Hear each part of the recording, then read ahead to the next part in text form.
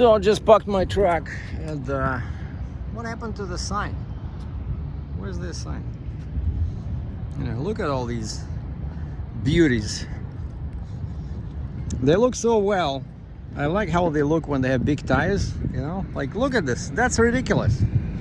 But as soon as you put something like this on the front, that's a serious truck, you know? Or like that one. That one is cool.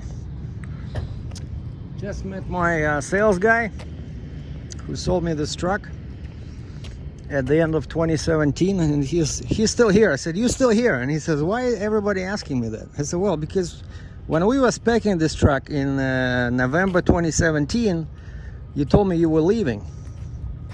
And you see, I never changed the tires yet. Soon might be time to change the, well, it's still lots of tread, but you see it starts wearing, and I already swapped them a couple of times. Basically what's happening is that I had a low coolant alarm 2 times in 3 days, but I don't see any leaks. So once again, it's probably just one of those hoses somewhere, you know, leaking slightly. And then last time I did the oil change, the guy said, your filter still looks pretty good, but now I see it's getting up there, like the fuel level, like the top of that yellow, that's the fuel. Like before it was somewhere here. And so I told this guy, I said, you know, since it's already gonna be, you're gonna be opening the hood, just might as well change that filter. And I dropped the trailer. This time I didn't bring my neck, so I left the hoses on the trailer, the hydraulic hoses. I really like this idea, right? So much easier now. You don't have to hide them over here. Just disconnect them at the truck, throw them on the trailer, and then you only deal with this. So everything else is good. So the load is delivered.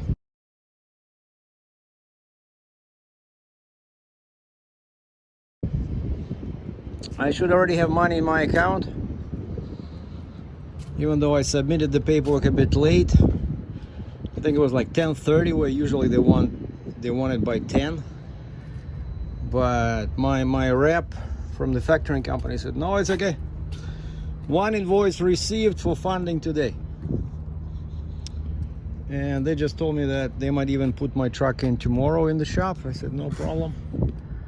I don't need it until Monday, because I'm gonna take a few days off. I feel tired. I didn't sleep very well. I had to get up real early each time. So I'm back home, and